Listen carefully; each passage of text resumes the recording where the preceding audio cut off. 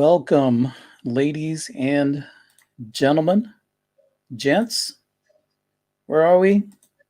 Man, I'm a freaking idiot. I told you. All right. Hey, we're here, right? We're here. We're here. And I sent an invite to the other idiot. He's not here. Maybe he will come in later. I don't know. But if he does, he's welcome. So, Yeah, it can't be the Three Idiots show without three of us. yeah, it can't be. So, all right. Well, it is what it is. All right. Where am I? Trying to get organized here. Welcome, everyone, to Sunday Night Edition Sounding Off podcast. We have been MIA. I have been MIA for a while, past couple of weeks, and it's been pretty busy. What about you? It has been busy. I've been doing some medical stuff in the Simferopol, 2.5 hours there, 2.5 back. Get back just in time to work till middle of the night. And so my busy hasn't been as interesting as your busy. And that's what everybody wants to know about. They want to talk about it. Hang on one second. It's hot in here. I got to open this. It's the wonderful thing about living in a cold climate is if the heating gets too hot, you just open up a window and you're good to go. I wouldn't know about that. I'm down here where it's warm. It gets too hot, you turn the air conditioner on. How warm is it right now? Actually, it's about 14 degrees, so it's not warm. Oh, it's not bad. Here it is. What is it right now? I will tell everybody. Everybody's saying, get on with the show. 45 degrees. I don't know what that is. +6, maybe. Something like that. If they want to tell you what to do with the show, they can start their own.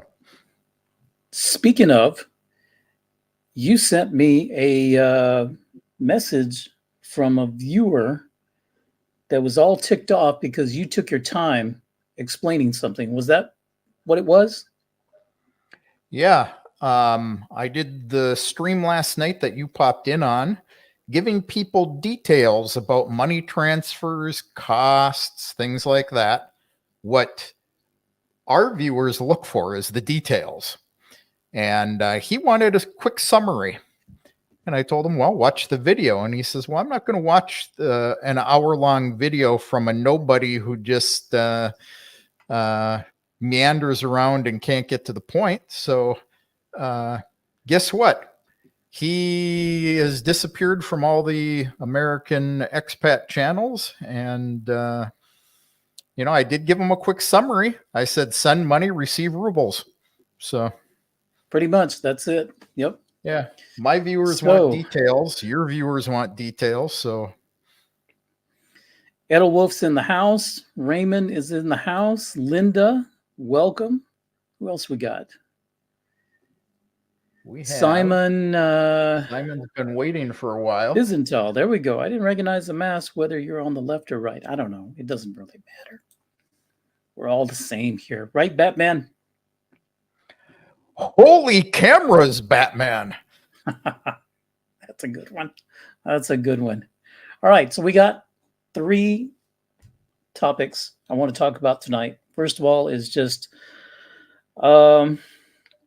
idiot talk. So I guess we've already done that. Holy idiots, Batman. Holy idiots.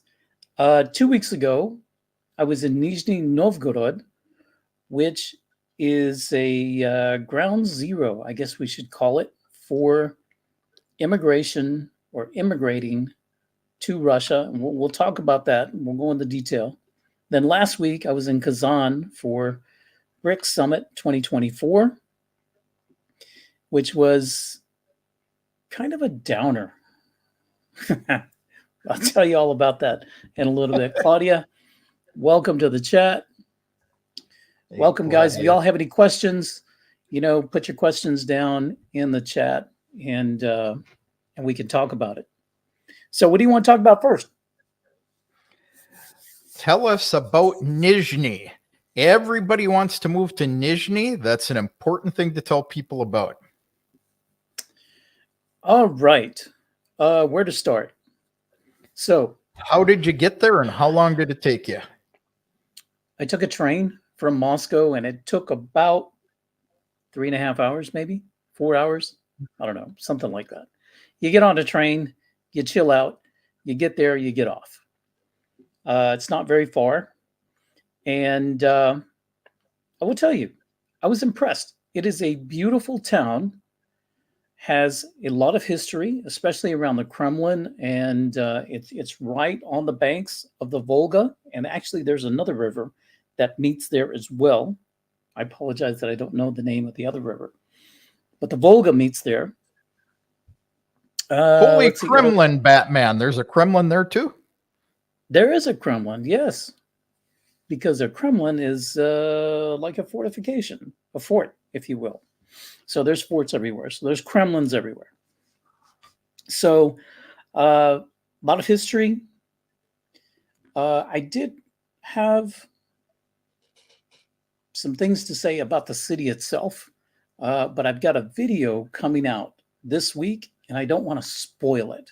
So wait for my video to come out. I'm behind on videos because I've been traveling and moving around. I got to edit these because I don't have a team of editors to do it for me.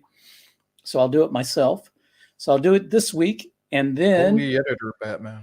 Oh. Holy editor, exactly.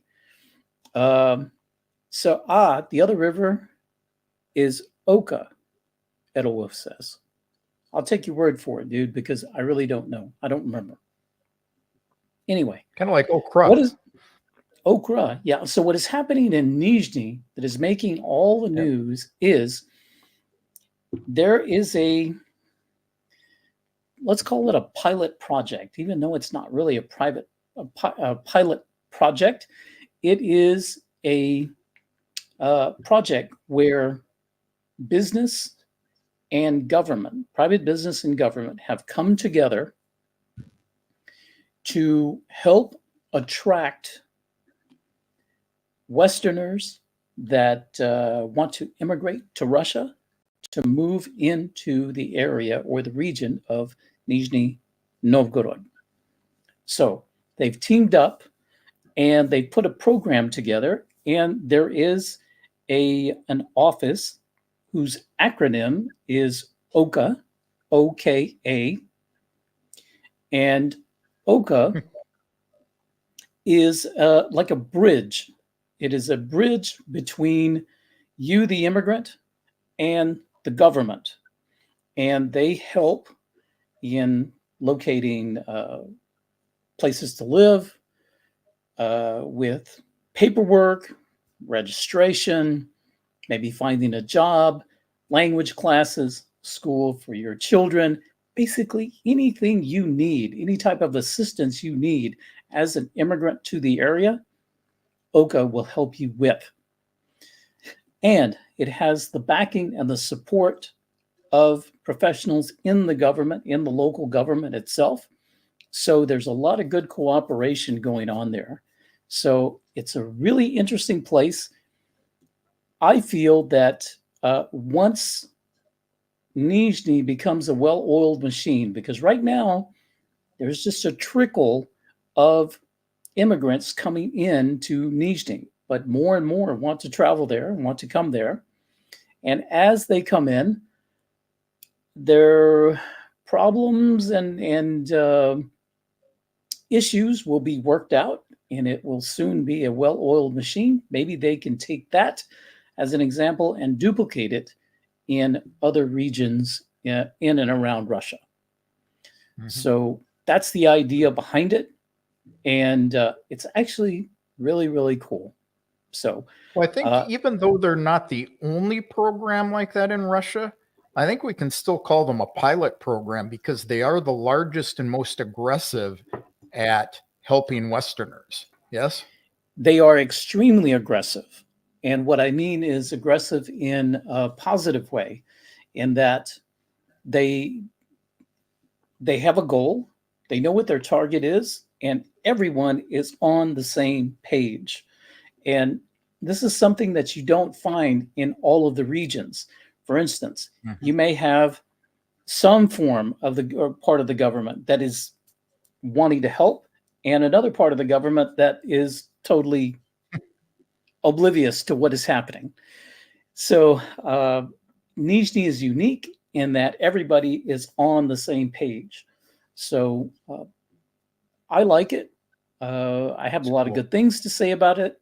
I also have some reservations about it, but you'll have to watch my video for that. Can't give it all away on the live, right? Right. That's why you have a video coming out. Exactly. So many of I have Edelwolf here. Let me put this up here. Many of the same people assisting at Oka have also helped the Canadian family at Countryside Acres. Absolutely true. Now, Aaron from Countryside Acres lives in the area. They live about an hour's drive from Nizhny Novgorod. So if you follow them and you follow their channel, which you should, because you got a lot of good information there, they're in that area. And they're in that area not only because of the good soil and the farming that they can do there, but in part because of the assistance that they can get in that area as immigrants. So, why is it called Nizhny Novgorod? Я не знаю. Tell me. Well, it was Novgorod emerged from a union of 3 settlements by different Slavic tribes. And Novgorod means new city. So this was a new city for them. And that's why it's called Nizhny Novgorod. Interesting. Interesting. Yeah. Very interesting. Anybody have any questions? We got 27 on the live and it's slowly getting started. Put your questions down below. So, our friend Timur's involved in Oka, right? Timur is intimately involved in Oka. So is a man by the name of Jacob, and I cannot remember his last name. I should have looked it up. Yeah, but he's kind of the head of Oka, right? Jacob is the head of Oka. He himself is an immigrant from Germany.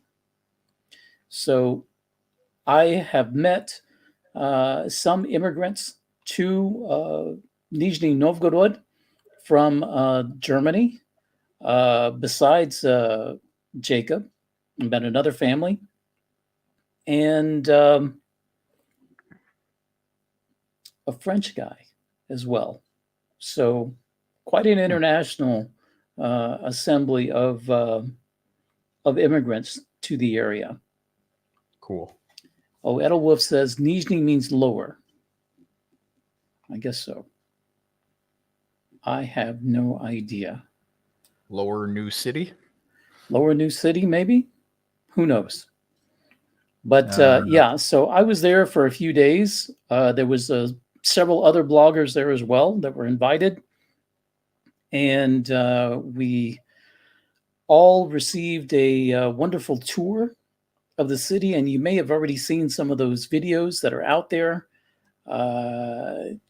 You'll see mine coming out probably, like I said, by the end of the week or next week. And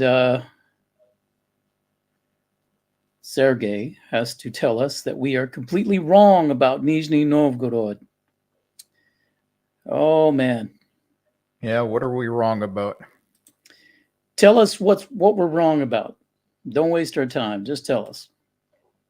So, what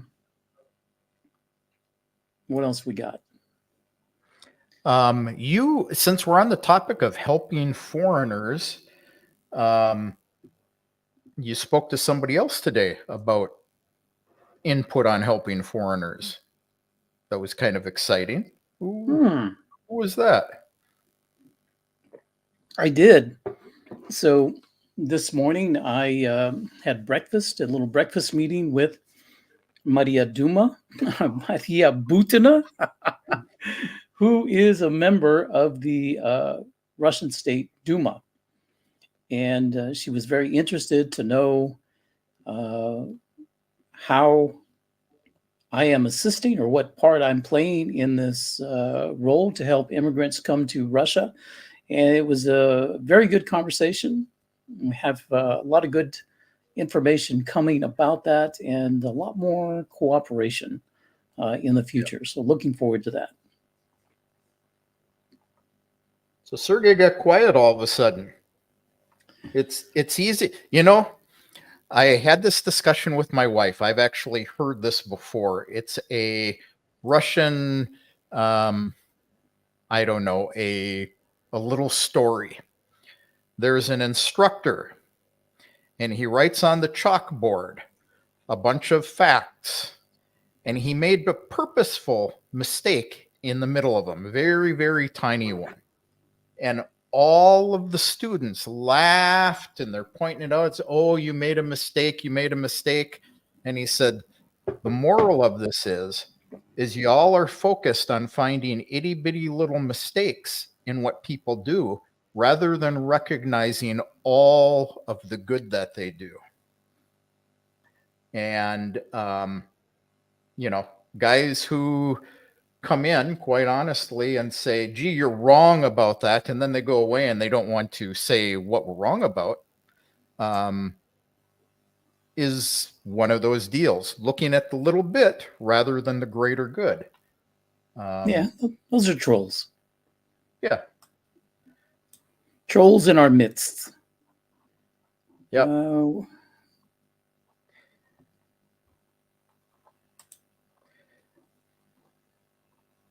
So the expert says it was named after the ancient city of Novgorod with the addition of the prefix Nizhny, meaning lower, because of its position down the river Volga.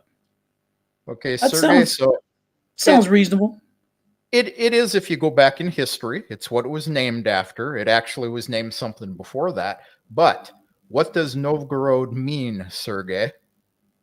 Mr. Expert, tell us in Russian, what does Novgorod mean? We have... you know, Nizhny Novgorod. We have many Novgorods, which are the new city. There are several. Oh, what do I keep putting that one? There we go. I wish that our USA immigrants were as educated and as into this immigration to a country as you all are. Okay. I appreciate that. But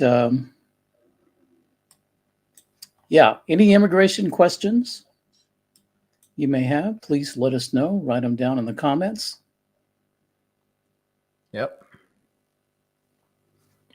So you then went off to another grand tour of Russia. You want to tell us about... So then, yes, I went to BRICS and the BRICS Summit, which was held in Kazan last week. You've probably heard something about it. If you're in the West, if you're in America, you probably didn't hear anything about it because America is right on the cusp of a big election. And so there is a lot of shish kebab going on in the media in America about the election. So it's just going back and forth. And correct, Velikin Novgorod. But at Kazan, there was the BRICS Summit 2024. This was a very big event outside what we could say the Five Eyes, outside the West. Monumental in many, many ways. And I was hoping, first of all, I applied for accreditation as a journalist. I did not receive it. I don't feel bad because there were many people who didn't receive it either. it seemed that they wanted to keep just keep a close lid, a very tight lid on news coming out. And they really didn't put out a lot of like earth shattering statements or agreements, things like this, but there was a lot of negotiating going on behind the scenes. So that I'm hoping that maybe in the weeks to come and the months to come, there will be some announcements that, some decisions that may have been made during BRICS, but weren't announced until sometime later. But very interesting time. I spent 3 days holed up in a restaurant, drinking some beer with another journalist by the name of Mike Jones. And in fact, I did a lengthy interview with Mike Jones. And most of that interview, I will have to edit the heck out of it. And most of it, I won't even be able to put it on YouTube. So there will be an abbreviated interview on YouTube, and I will put the full interview on X and also on Rumble. So if you guys want to follow me on X, where is my X? I thought I put it here somewhere. Dang it. So I don't have it here. Yeah. Now I'll create a banner for it later. Yeah. So there were actually journalists of much higher standing than you who got denied, right? I mean, Mike Jones is quite a bit above you and I in the realm of things. And then there were guys even above him who didn't make it in, right? Yeah, it was, there were many people who applied and very few actually got accreditation. And I'm actually glad that I didn't get accreditation in many ways, because you go into the press pit. And once you go into the press pit and the leaders show up, you're in a cage and you're locked down. Okay. So once the leaders arrive, no one in, no one out. So that's the hard part about it. The second hard part about it is that it's difficult to schedule interviews. Okay. Even the people who are accredited were trying to get interviews with people, but you're separated from the leaders, and for security reasons, it's not easy to get interviews. So it was a learning situation, a learning experience for me. I learned a lot about independent journalism. Not sure I would be very good at it, but I did enjoy drinking a lot of beer for a couple of days and scrolling X, scrolling Telegram, looking for news, trying to disseminate what's coming out of it. So it was pretty cool. That part I did like. Think about it. Had you gotten accredited, you could have come out and you could have told everybody that you were locked in a cell with CNN. I could have, but I didn't. Who also didn't get to interview anybody of importance. Yeah, well, there was a lot of people. I could have interviewed other journalists, but that's not fun. We want to even I would have loved to on the flight back. I was seated next to a Chinese man who was there at BRICS, who was accredited.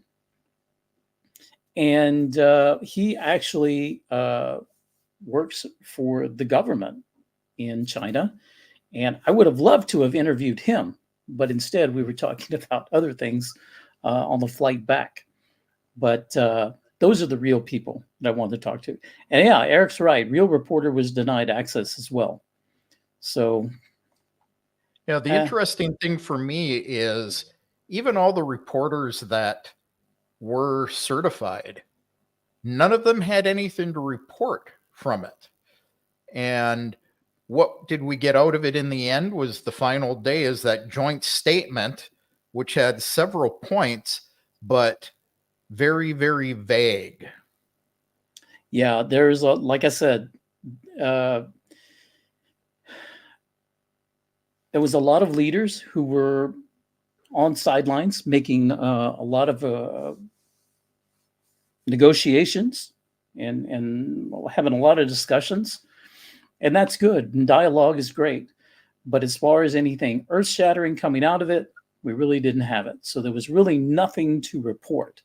So it was kind of dry in that end. But I have a feeling that something big or bigger will come out eventually. I find it interesting that on the eve before BRICS, there were two significant announcements that were made in the news. The first was that the price of gold reached, I think it was $2,750 per ounce. First time it's ever hit that amount ever. That was very interesting. And if you have ever invested, if you're an investor in gold or in precious metals and you've been doing this for a while, you're like, wow, that's significant. The second most significant thing to come out of it was that the International Monetary Fund made an announcement and they revamped Russia's GDP growth from 3.2%, I think, to 3.9% in 2024. And that also pushed Russia up in rankings to the fourth largest economy in the world. Both of these announcements. Economy, Batman. Exactly. Both of these announcements on the eve of BRICS. So to me, that was significant. And they both mean Russia's doing well. Every place out of Russia and more west from Russia not doing so well at all. So I think those were the two bigger announcements outside of some BRICS announcements. Absolutely. Well, holy George Galloway, Batman. George Galloway. You let me tell you, have some meetings with him, or I did not. I was how you say what, there's 6 degrees of separation between every human being on the face of the earth or something like that. So I was 1 degree away from George Galloway. So I had dinner with someone who had dinner with George Galloway the night before. Well, you got closer than the rest of us did. I got closer than the rest of us, yes, but I wasn't invited. But anyway, if y'all don't know who George Galloway is, he is a member of parliament in the UK. And if I remember right, wasn't he a comedian or did some sort of, I don't know, in the UK. So in some circles, he's not well respected because of his past. But within the UK Parliament, he is a loudmouth, and not just a loudmouth. I mean, he goes full bore against, calling out the government, calling out any type of hypocrisy. And George Galloway, if you don't know who he is, you got to follow him. Anyway, I'm going to play a little clip, and I want to play it all in its entirety because it deserves it. You guys need to follow George Galloway. So here he is. He's being questioned. Now, remember how I'm telling you at BRICS, the only place you can really meet people, okay, is in the hallways. So this is in the hallways. They're at BRICS in the press pit. And this is Sky News interviewing, journalist interviewing a member of parliament, but kind of a media figure himself. Here we go. Well, it's the beginning of a new world, I think. It's the Bretton Woods of the 21st century. It's the beginning of new financial, economic, and even political structures which will greatly influence the lives of the vast majority of the population. Probably not ours in Britain. We'll be quite late to the party, I think. But given that half the world is already in BRICS, that BRICS already is bigger than the G7, the so-called giant seven economies, it's axiomatic that our children and children unborn are going to feel the benefits of Kazan 2024.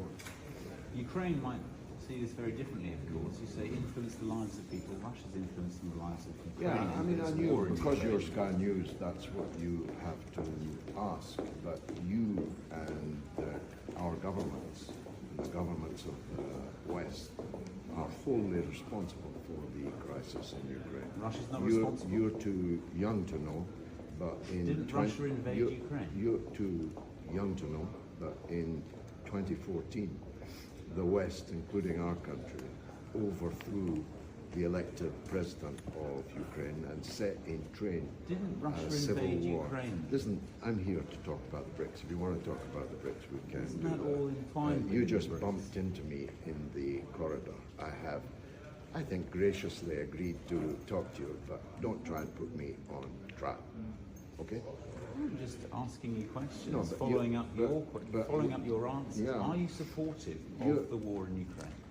What are you looking for? A gotcha? I have spoken. It's just a simple question. I Are have, you well, supportive? it's a simple question with a simple answer.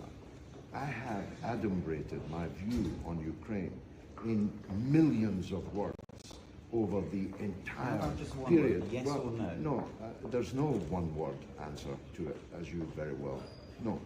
I have extensively written, spoken in Parliament, out of Parliament, on the crisis in Ukraine.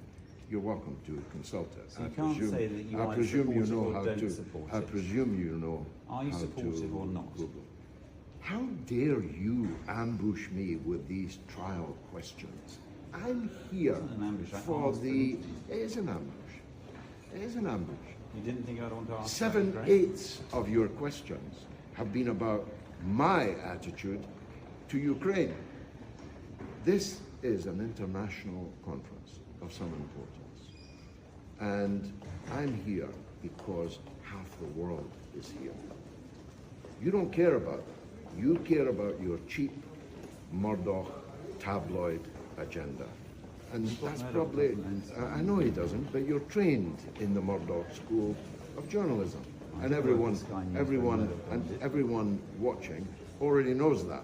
So We've never crossed I paths. have extensively expanded on my views on Ukraine, and I tried to give you the short version.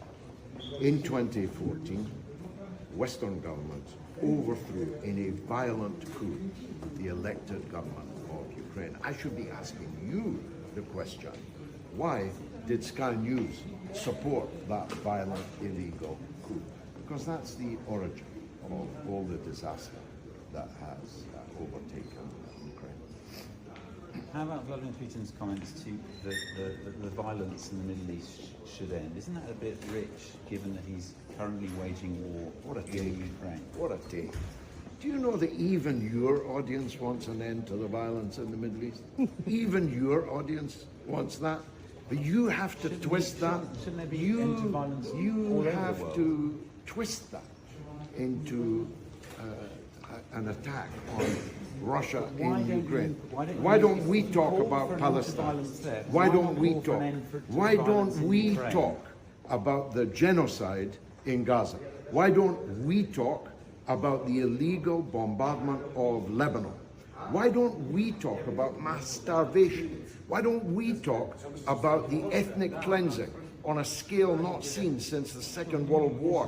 Why do you have to talk about it in relation to Ukraine? I'll tell you why. You came here with a cheap agenda to attack Russia. But here's a point Sky that News is covering all of those topics in those locations. here's a point. I am the Moscow Here's correspondent. That's why I'm yeah, covering Russia here- and Ukraine. here- and my question here- to you well, is, do you call for an end here- to the violence here- in Ukraine? Here, of course. Yes or no? Right. Of course. So you don't Just support like the war in BRICS Ukraine? did. Just like the BRICS So you did. don't support I've the war? told you that I have spoken on Ukraine. If you were a journalist of any note coming to interview me, you'd already know my views, extensively revealed over 2 years and millions of words. You asked me about the Middle East. In the Middle East, there is a Holocaust going on.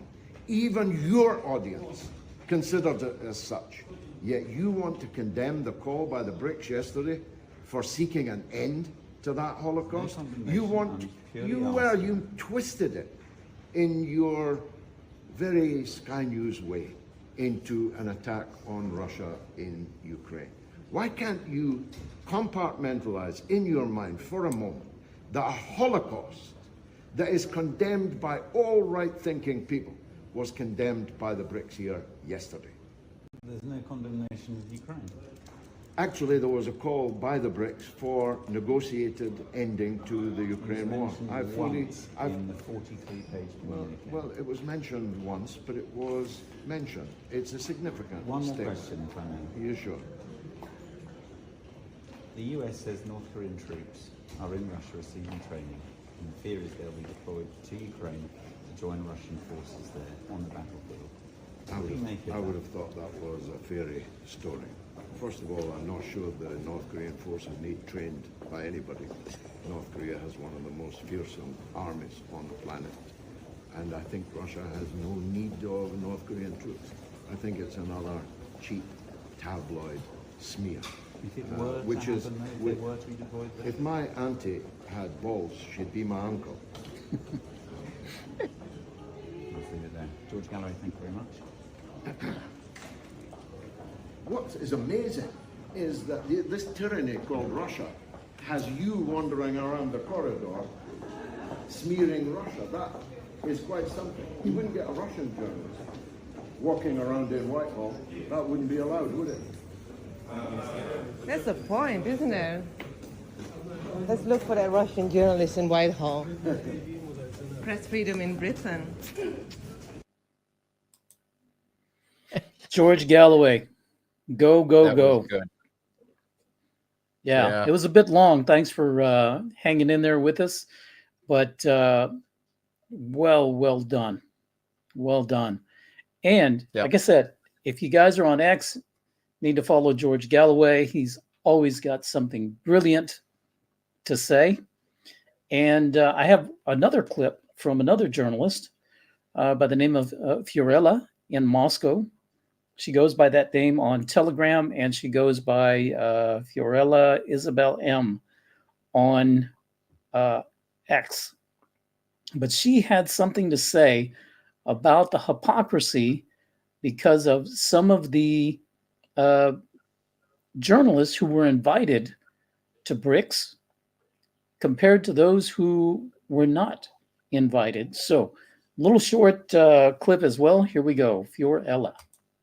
A CNN reporter actually here today, and it's interesting because the United States and the West, they have constantly said that Russia is an authoritarian state and that Vladimir Putin is a dictator, but CNN has been allowed. Simultaneously, though, the United States refuses to allow many Russian journalists. They have sanctioned Russian journalists. They have decided to shut down and sanction several Russian media outlets, and they regularly even reject Russian diplomats. They've also banned pretty much anything Russian and have made it impossible to have a neutral stance or even an anti-war stance when it comes to the Ukraine-Russia conflict.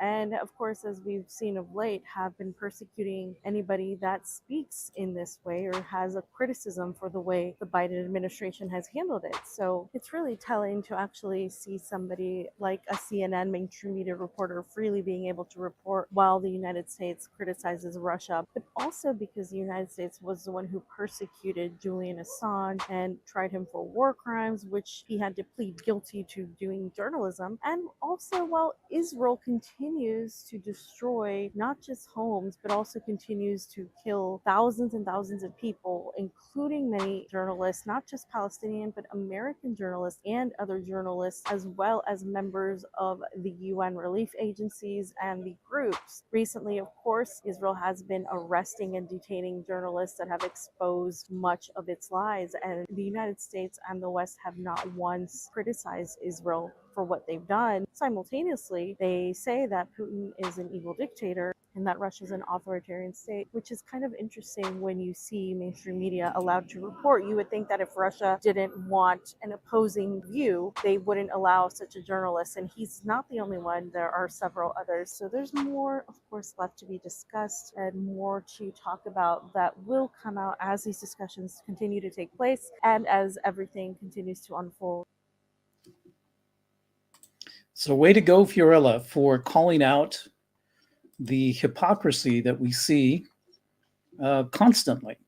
And I'm very proud that Russia stands above that and allows CNN, New York Times, BBC, Sky News, this trash reporter, into BRICS, because this shows the world the hypocrisy that there is. Yep. Isn't that amazing? Crazy. There's no other way to reach it. What's going on? I'm trying to read some of these comments.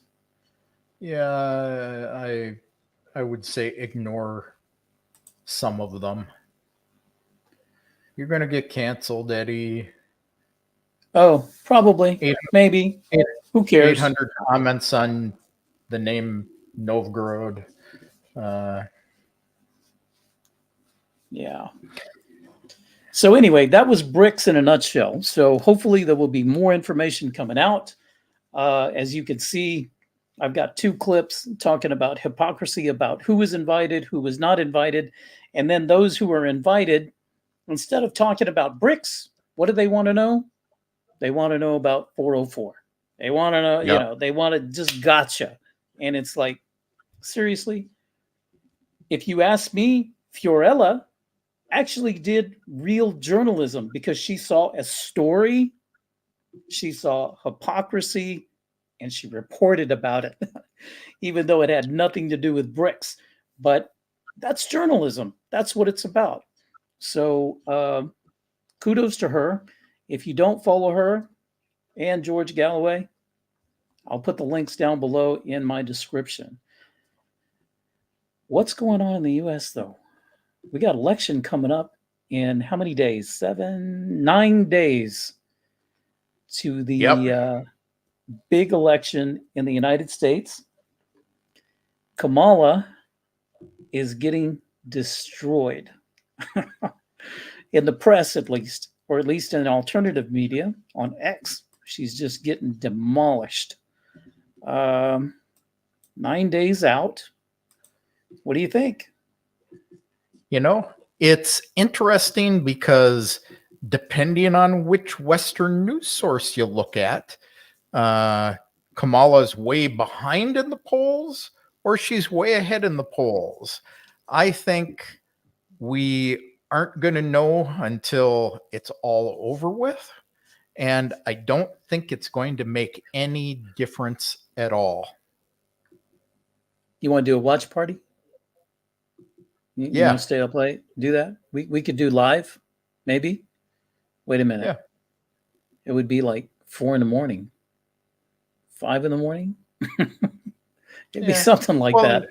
And reality is it'll all be predictions anyway, because it won't be certified until mid-December. Probably. No, that you're absolutely right. It would be certified. Yeah. On I can't remember what day in December, but anyway. Yeah. So we talk about elections, and then we talk about election interference, maybe. And I am not prepared to show this. Where am I? But Y'all figured out what's going on in Moldova? Did you all know that Moldova has either had an election or has an election coming up as well? And would you say they're free and fair elections in Moldova, Kevin?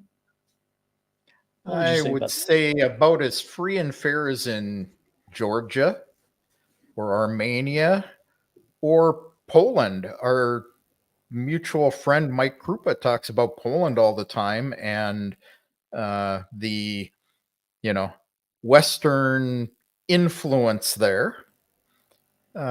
So I would not say it's fair. And Well, I'm going to try to find. I should have done this, but I am an idiot, so I didn't do it ahead of time. But let me see if I can find it really fast. Come on, internet. Oh, okay. It's because I need a VPN. But anyway, this is from Moldova. This is the website for their elections. Now, just take a look at all of the sponsorship that you see at the very top. Who's interested in a free and fair election in Moldova? Okay. yeah, Look isn't at that these. interesting? So, We have a bunch of government-funded NGOs, which an NGO, non-governmental organization, is nothing but a government-funded propaganda machine to influence elections and get the parties that they want elected, or in some cases, like 2014, as George Galloway was talking about, overthrowing governments. absolutely. This is the website of the Electoral Commission of Moldova. Now, remember Russiagate? And they said Russia was meddling in the 2016 election. They say they meddled in the 2018 midterms. They said they tried to meddle in the 2020 election and that they're probably going to meddle in the 2024 election. But look at what's going on in Moldova. Why is this not considered election interference? So we've got all of these sponsors, USAID, UKAID, UNDP, on and on and on. Why are they so interested in a tiny little country like Moldova? But even with all of these sponsorships, no candidate could reach 50%. So there's round 2 of the voting is scheduled for November 3rd in Moldova. So just calling out some hypocrisy that we see with regard to elections. And you see it here in this part of the world right here. I mean, come on. And we have had Moldova, like some other Western European countries, banning politicians that were running that are pro-Russian or part of the pro-Russia party. So again, it's government interference in their own elections. Gee, would some of these organizations have maybe an opinion about that with regard to Russia?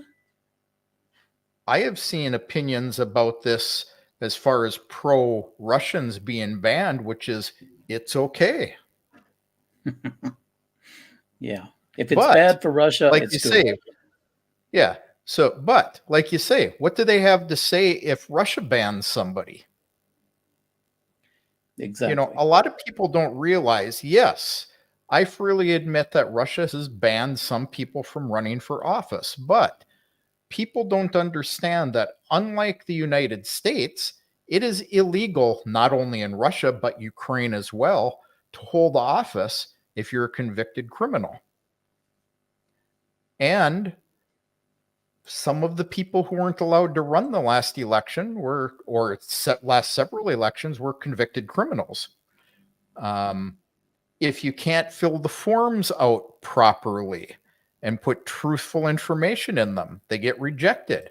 Just like in the United States, you don't fill the documents out properly and on time, they reject you. So, pot calling the kettle black. Absolutely. Absolutely. All right. I'm going to answer this question, or at least on my Holy part. question, Batman. Where are your RooTube channels, guys? I don't have one.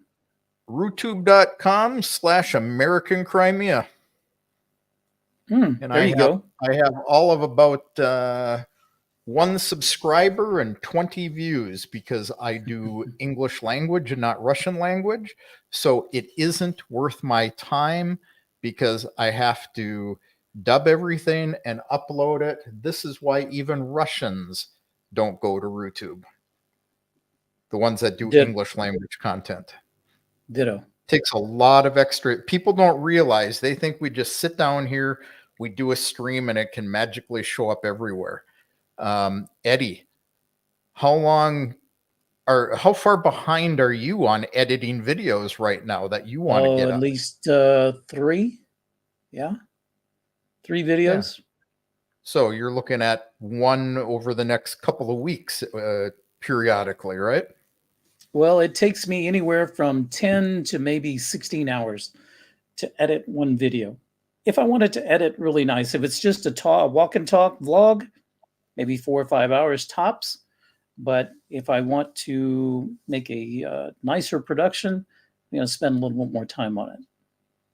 But you have nothing better to do all day than to sit in front of the computer editing video, right? Not at all. I mean, and then, you don't have a wife. You don't go out and meet with people and answer questions on questions immigrating to Russia. And why don't we take a stab and answer a question? So Raymond says, I plan on applying for RVP next year when in Moscow. If I receive this status, will I still keep my U.S. citizenship and my Social Security benefits? Absolutely. The only way that you lose U.S. citizenship is if you renounce. And this is an action that you will initiate. Yep. And they will charge you for it. And if you have a certain amount of money, they will charge you taxes on that money for the privilege of telling them you don't want to be a citizen. Yeah. So on your way out, you're going to get the shaft again. So yeah. And so the second part of your question about receiving your Social Security benefits. Yes. If you renounce your U.S. citizenship, you renounce whatever Social Security benefits you have owed to you. So don't do it. I wouldn't do it. And to get your benefits, you would talk to a man by the name of Kevin McAleese. If you're here in Moscow or here in Russia, he can help you get that into the country legally. Yep.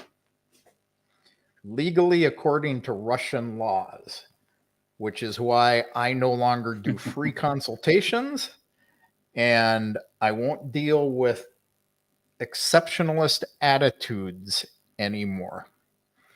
And if people don't like it, if people don't like it, they can figure out how to get it here themselves. I heard somebody else isn't doing free consultations anymore. No. I've had to make a little change as well because I have had several appointments for free consultation because I do a 15-minute free consultation just to see if we're a right fit. Maybe you can benefit from what I offer, and they have been no-shows. So free means no respect. And I think I've learned that. So unfortunately, no more free consultations. So I ask for very minimal amount of money because if you are considering moving to Russia, you need to have the funds to do it. And if you have the funds to do it, then you may consider consulting with people who are already here, people who have already done it, so that we can save you time and money. And that expertise, we ask for a little bit of compensation. Just to, our time is valuable. Your time is valuable as well. And I'm just going to leave it at that. Yeah, people don't realize that if we prepare for consultations, we are sitting at the computer waiting to talk to people. It costs us time, and time is money. Absolutely. All right. So what do we have here? Rosie Go ahead. says, so the rules for change of address for overseas is different for Russia versus Turkey, Italy, and other countries. I'm not really following the question, Rosie. It's easy to change your address to Russia. Yeah, I don't understand the question either. Yeah, can you clarify a little bit, Rosie? Yeah, clarify the question, and we'll come back to it. Yep. And Josue wants to know, what are the top emerging industries of Nizhny Novgorod? Man, I wish I had my notes in front of me. There is if I remember correctly, a large Kamaz plant. And Kamaz is the manufacturer of heavy equipment trucks here in Russia. And I believe there is a plant in the Nizhny Novgorod area, because I heard that they were looking for employees. They are on a trajectory to scale up production. And they were going to, by 2030, don't quote me on this, I don't know what I'm talking about, but by 2030, they were going to need an additional 8,000 employees just at that plant alone. So there are other high-tech industries in that area, but like I said, I don't have my notes with me, but I will address these in my video when that comes out. Yeah, so just a quick look on Yandex search. It says automobile production, metallurgy, chemicals, metalworking, food industry, communications, electronics, oil refining, wood processing, and other. Yeah, there's quite a bit there. They used to build, if I'm remembering correctly, and I may not be, they used to build like tanks and submarines there. Interesting. May have. I don't really know. I'm going to try to catch up on some questions here. Let's see what we got. So Rosie made another comment here. It doesn't clarify your question, really, I don't think. Yeah. Eddie and I both charge actually the same fees if you look at our sites. Not that there's any collaboration there, but...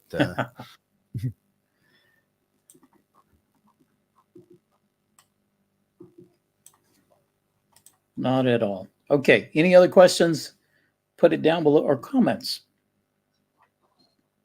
Gaz is made in Nizhny. I don't know. Yeah, I don't know either. Yandex search is your friend.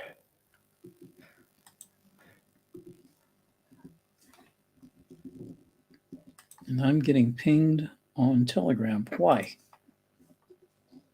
Yeah, so am I. Okay. Yep.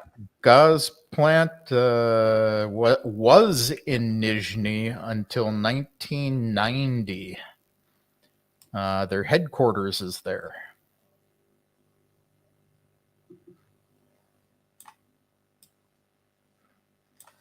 All compliments right. Compliments of titcoins.biz. What? Okay. You know, people don't. You'll see some names here that they have. They do in Latin letters. This is just for Westerners coming here, and they make perfect sense in Russian. But when you look at them, and it's like this in any language, you look at it and you go, huh? Doner kebab. To me, doner kebab tells me that Rudolph the Red-Nosed Reindeer has just been barbecued. Yeah. Mm.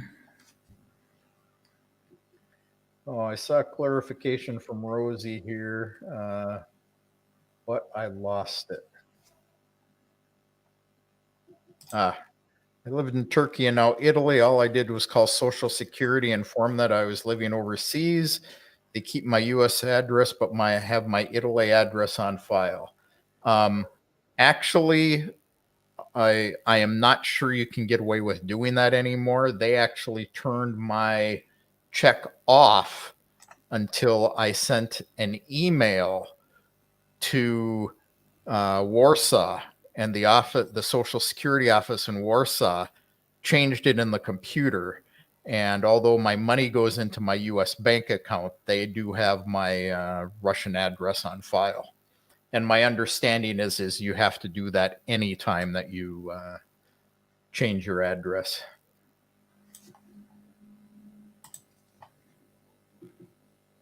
Melinda wants to know, if you're coming as a tourist, can you get Russian insurance?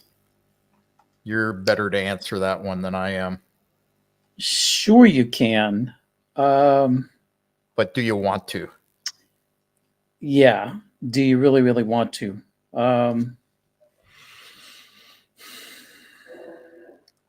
It's a good question. We could come up with some more information about it. Go ahead.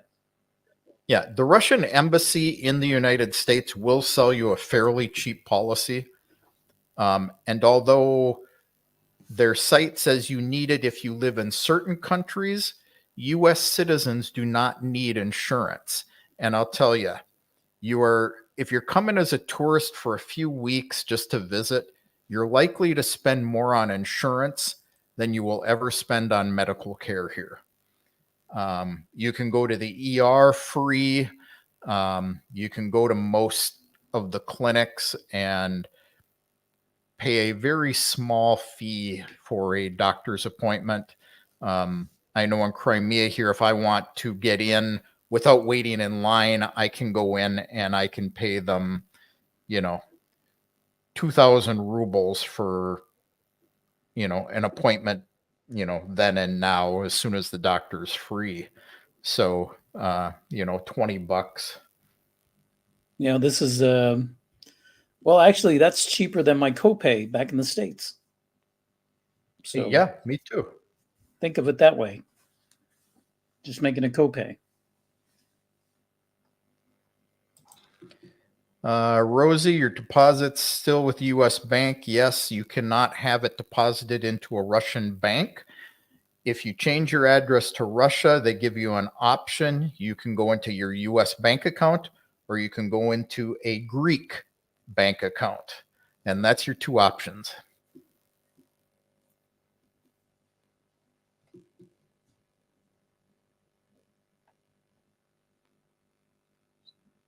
Insurance. Raymond says, when he received a 3-year tourist visa, the Russian embassy offered insurance for $50. I paid for it, but never needed it.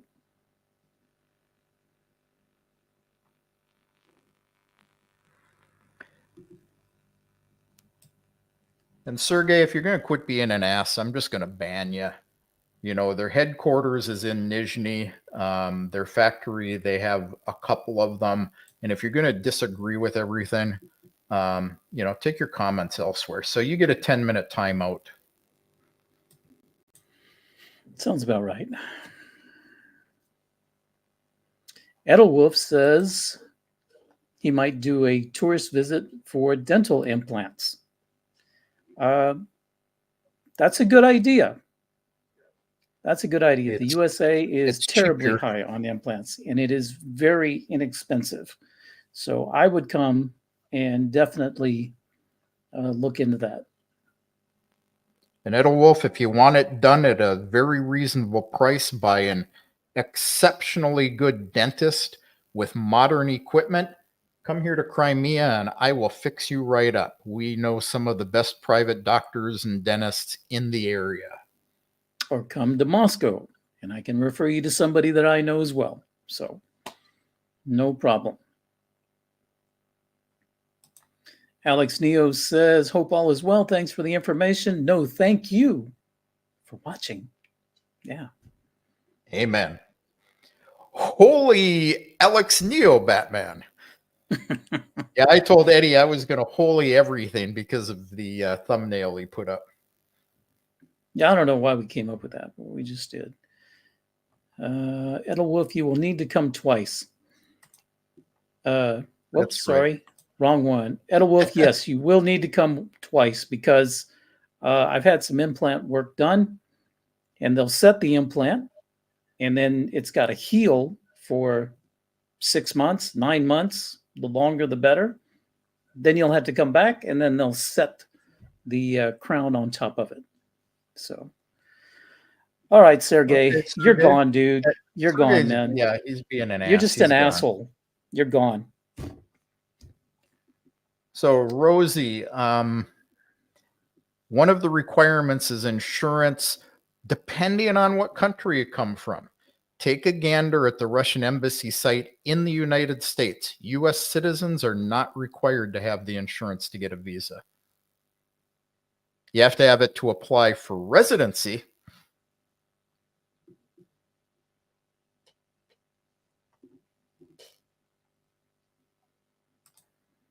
Yeah, and Moscow might be crazy expensive for dental work compared to other regions. This is true, but you're talking about convenience of tourists. It would just be so much more convenient to come to Moscow than to go to another city in a far off region. Crimea. Yeah, or you could go to Crimea. Yeah. Yeah, you can But, fly to Moscow. You can take the 28-hour train to Crimea. It's much more convenient, and it's still cheaper than in the West. Yeah. Significantly cheaper. Yeah. And what else we got here? Wow, we are at an hour already. Cool. Well, good time since we have our questions all dealt with. All right, guys. Greetings from Murmansk. Thank you, Nellie.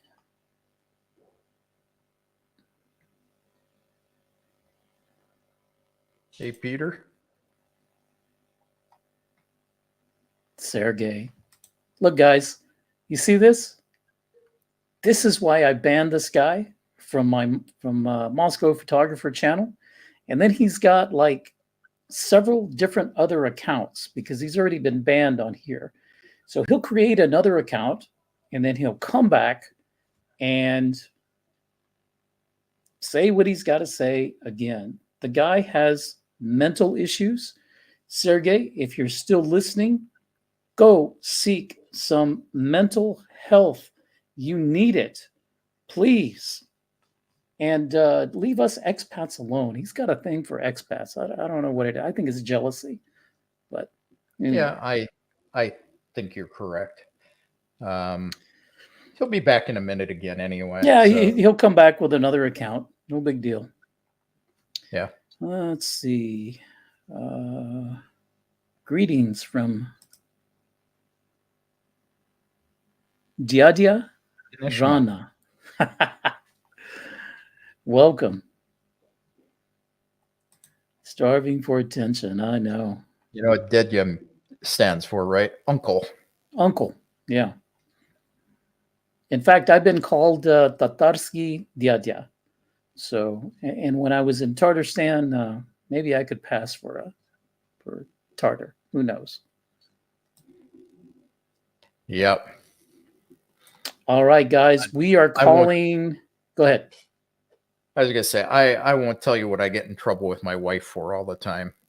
I have a Dedya as well, and she told me it's inappropriate to call him Uncle Vova. All right, what do we have here? Our mothers in case here. You know, my wife says about guys like Sergey that they, you know, they belong in the West because they don't take their pills. Yeah, that's a good one. I agree. Since you're a Hispanic Yeti, therefore partially Siberian if you go back far enough. Well, partially true. Partially true. It's in my DNA somewhere. Let's see. Yeah, Peter, I recognize you.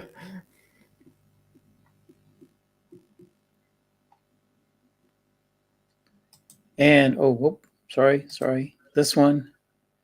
Nelly says, please thumb up the video. Please do. And please share, like, yep. subscribe, all that good stuff. Yep. Find me on X. I really want to grow my X. Yep, Rosie, you can ping either one of us anytime, and we'll be happy to help you with your questions.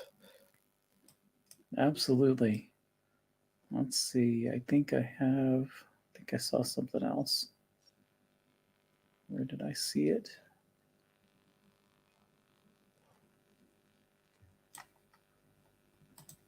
Oh, maybe I started. Let's see. Rosie, if you're calling yourself an idiot, you fit in with us. Hey, I'm going to make a request to you guys. No, not that. I'm going to make a request to you guys. Go into the description, donate, because we need to get Eddie a power cable for his camera and a power cable for his mic. Very small amount, but donate a little bit so Eddie can afford to buy a power cable. Yeah, we're doing good so far. We've been on an hour and 11 minutes, so we're still doing good. Let's see. Doesn't align with their opinion. Oh, we got another smartass. Yeah, well. And you know what happens to smartasses? Yeah. Later. Bye, dude. Later, dude. Arrested. I don't know. My sister. I'm just curious what to act. Okay. You heard Jehovah's Witnesses were arrested. You're not one, but your sister is. What happened is, unfortunately, Jehovah's Witnesses, Baptists, and Seventh-day Adventists, their churches, I have friends in all of them in the West. I'm not a fan of Jehovah's Witnesses, but I enjoy sparring with them when I'm in the West over biblical points. But what happened in Russia is their churches or their religions were used as a base for cheating people. They came to Russia, they took advantage of people, and this wasn't the actual real Jehovah's Witnesses, the real Seventh-day Adventists. They were people who called themselves that. They convinced people to sign their apartments and their property over to them, give them all their money to support the church. So Russia banned them. So you can come here as a Jehovah's Witness. You can worship with other people. But if you get caught out there knocking on doors or preaching the faith of the Jehovah's Witnesses, you're likely to get arrested. And it's because of bad actors. Like I say, I have good friends in the Seventh-day Adventist Church. My own children went to some of their schools, and they're good people. But if you take that name to another country and you use it inappropriately to cheat people, you're going to get banned and arrested.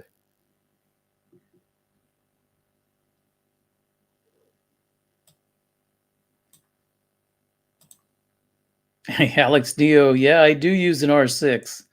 If you have a power adapter, I would not say no to a power adapter. I would say send me a message on Telegram in the chat, and yeah, we can arrange that. Thank you very much.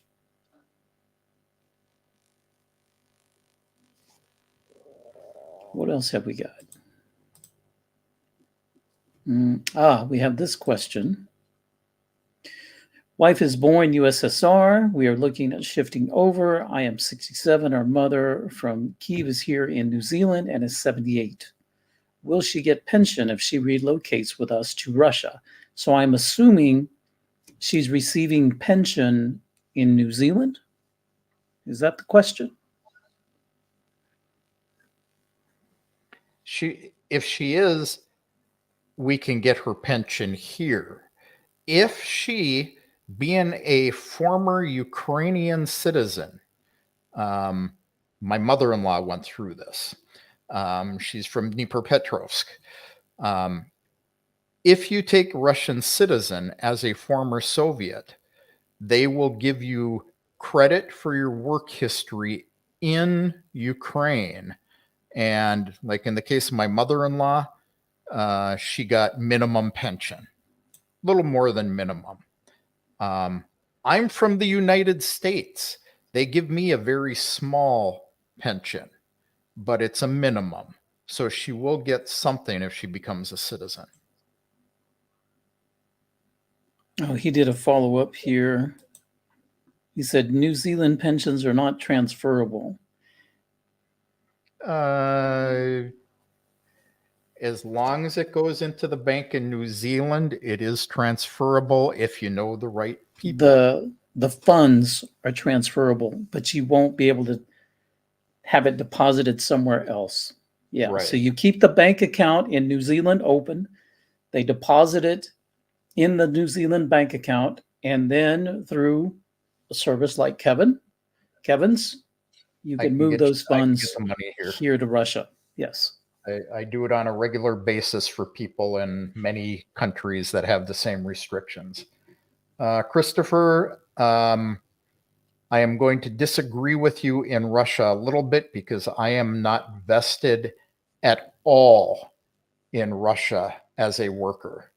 My mother-in-law was not vested either in Russia.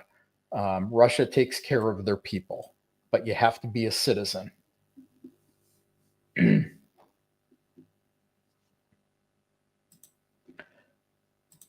Rosie, since you have more questions on the churches, ping me in Telegram. I'd be happy to have that discussion with you. All right. What else have we got? God, wow. I think we've got through all of them. Have we? Yeah. Yesu. Oh, holy Batman, Yesu in the house. Jesus.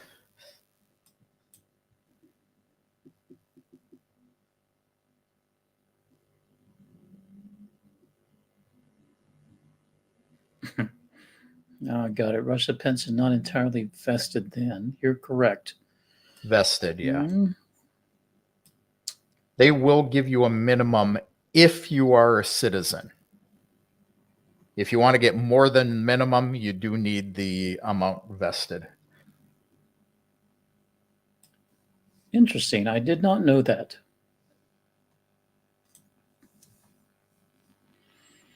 Well, guys, we're headed toward an hour and 20 minutes. We have no more questions. Holy time, Batman. Holy time, Batman. I think we are going to wrap this one up for tonight. We will be back, or at least, no, let me say, I may or may not be here next Sunday. I've got another trip planned because I need to make more videos. Yeah, so may be here, maybe not. But maybe we can be here on Tuesday for election night coverage. Is that this coming Tuesday? No, next Tuesday Tuesday. after, right? Yeah, Tuesday after. So maybe. maybe. Technically, I have to wipe. I have to wipe. Yeah, you do have to wipe. You have to work. Yeah. Thanks, Rosie. Appreciate it. Linda says, great show, guys. Appreciate it as well. Reveal where you were soon. Where was I? Oh, I was in Nizhny Novgorod. I was in Dobrograd before that. That's the one you want to know. Yeah, I was in Dobrograd. And then I was in Kazan. And then I have a trip planned to Yaroslavl. I'll tell you that one right now. So busy October. Must be nice to have trains and airports. Yeah, we'll just leave it at that. Trains, planes, and automobiles, right? Yeah. By planes and automobiles, I've got to go about 8 to 10 hours to get anywhere to get to a plane. CJ says, Dobry Dean from Ohio. Great content. Thanks. I appreciate it. Thank you. And what else we got? Yeah, I think this is going to do it for this Sunday night edition. Thanks to Kevin and our other idiot that was a no-show. Dude, where are you? He forgot it's Sunday. No, I sent him a message. I sent him an invite. But I guess he had something else going on. So Claudia says, thank you, Eddie and Kevin. Appreciate it. And if you plan to watch a movie, please watch Tetris. It's really great. Rosie, Edelwolf, Sue Green, George Bouts, everybody in the chat. I will say, spokojnej noci. Sladký snov. От Moskva. So. And those of you in the West, Dobry Din. Yeah, Dobry Din. All right, guys, thanks for joining. And I will just queue up the outro. And I will see you all later. Bye.